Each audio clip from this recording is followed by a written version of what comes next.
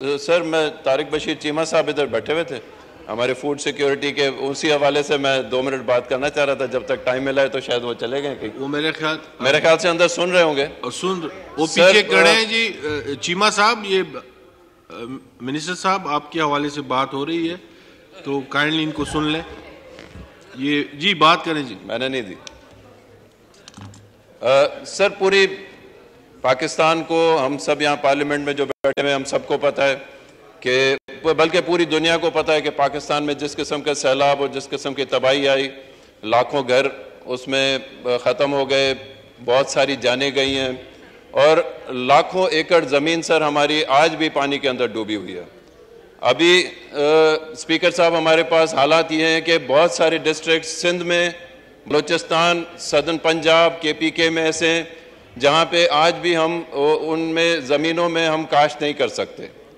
जितना बड़ा नुकसान हुआ है उसका अजाला तो हुकूमत अपनी तरफ से तो पूरी कोशिश कर रही है, वफाक और सिंध के, उसमें हम ज़्यादा से ज़्यादा रिलीफ प्रोवाइड कर सकें, जिसमें हमारे बेनज़ीर इनकम सपोर्ट प्रोग्राम के थ्रू भी जो काम हो रहा है वो बहुत अच्छा वहाँ पे काम हुआ है कि ज़्यादा से ज़्यादा लोगों को अकोमोडेट करने की कोशिश की जा रही है।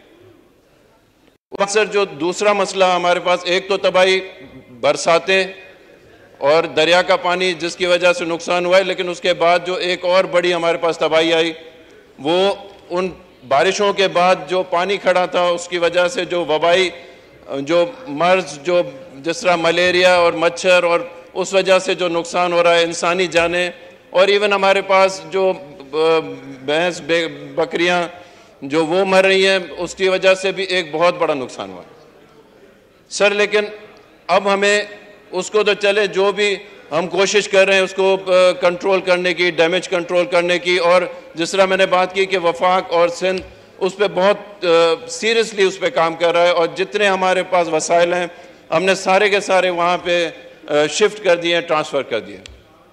लेकिन सर अभी जो बड़ा मसला है वो हमारे पास, जो तीसरा मसला अभी इसी एक ये जो एक तीसरा हमारे पास स्टेज जो बनने जा रहा है वो फूड सिक्योरिटी है सर। क्योंकि फूड इनसिक्योरिटी रादर हो गई है। स्पीकर साहब, मसला ये हो गया है कि हमारे पास अभी वीट लगाने का टाइम आ गया है, वीट की सोइंग का टाइम है और हमारी जो स्पेशली जो वीट की एरियाज हैं वो आज भी पानी के अंदर डूबे हुए हैं। 30% मेरे ख्याल से पानी वीट ऐसी ज़मीनें हैं जो जिसमें वीट लगती है, जो अभी जिसमें वीट लग जाएगी। बाकी हमारे पास इतनी ज़मीन नहीं कि जिसमें हम अपनी पूरी वीट की कल्टीवेशन कर सकें। पाकिस्तान को मेरे ख्याल से 30 मिलियन मेट्रिक टन वीट की ज़रूरत होती है अपने पूरे मुल्क को, तमाम यहाँ की जो हमारी रिक्वायरमेंट है वीट की सर। जो पिछले 2 साल 3 साल में जब अच्छा मौसम था डिप्टी स्पीकर साहब, उसमें भी हमारे टारगेट 27 मिलियन मेट्रिक टन था और हम 24 और 25 मिलियन मेट्रिक टन तक वीट पहुंच सके थे, जबकि हमारी रिक्वायरमेंट 30 मिलियन है।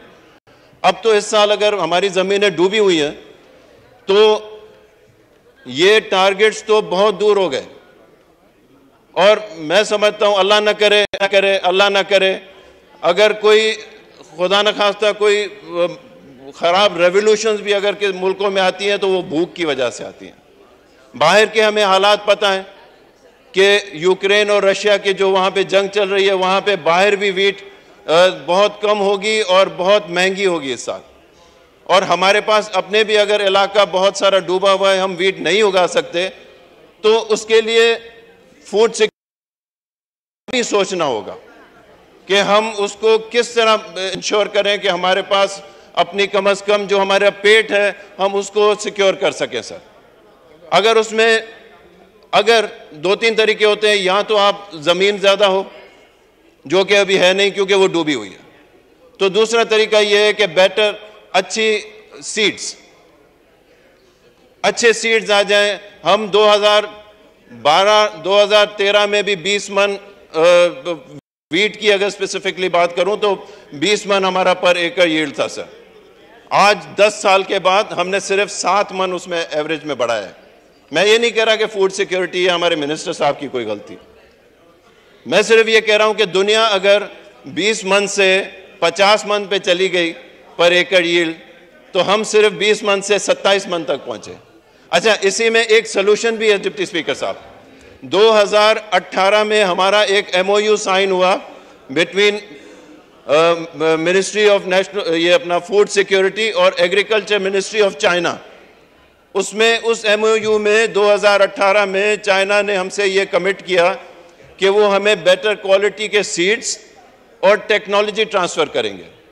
मैं मिनिस्टर साहब से ये रिक्वेस्ट करता हूं कि उस MOU के बिना पे अब हमें बहुत अशद ज़रूरत है कि हम वो सीड्स जो अब 40 मन और 50 मन उतरने वाले हैं, हमें वो लाना अभी बहुत ज़रूरी हो गया, क्योंकि 30 मिलियन मेट्रिक टन जो हमारी रिक्वायरमेंट है वो अभी हम अपनी एग्जिस्टिंग एग्रीकल्चर से नहीं पूरी कर सकते। तो बेहतर तरीका फिर अब यही है कि हम कम से कम, अगर एरिया नहीं है तो हम सीड्स बेटर ले आएँ। उसके अलावा सर फर्टिलाइज़र है। अभी एक बहुत बड़ा इशू ये हुआ है कि जिन लोगों के पास फर्टिलाइज़र या अपना सीड पड़ा हुआ था, स्पेशली गंदम की मैं आज स्पेसिफिक बात करता हूँ, तो जहाँ पे लाखों एकड़ डूब गए, जहाँ पे लोगों के घर डूब गए, स्कूल, हॉस्पिटल, सब चीज़ें डूब गई, तो वहाँ पे जो उनके पास गंदम का सीड था वो भी डूब गया सर, वो भी सीड खराब हो गया। ये एक बहुत सीरियस इशू है। ये आने वाले मार्च अप्रैल तक हमारे लिए एक बहुत बड़ी कंसर्न बन जाएगी। एक डेविस्टेशन, पानी जो सैलाब अभी तक हमारे पास इलाकों में खड़ा हुआ है, जिसको अभी तक उसको कर्टेल करने की कोशिश कर रहे हैं।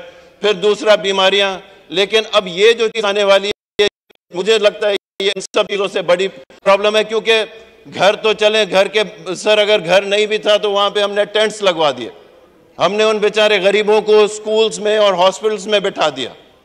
अगर बीमारियां हैं तो वहाँ पे हमने मेकशिफ्ट हॉस्पिटल्स बना दी, वहाँ पे हमने अपनी टीम्स भिजवा दी डॉक्टर्स की जो वहाँ पे लुक आफ्टर कर रहे हैं। लेकिन अगर हम नहीं होगी, अगर खाने को नहीं होगा, तो उसको हम किस तरह कवर कर सकते हैं। मेरे ऑनरेबल मिनिस्टर साहब बैठे हुए, आई होप कि वो मेरी बात सुन भी रहे होंगे कि जी आपकी बात सुन रहे हैं, आपके लिए ही आए हैं।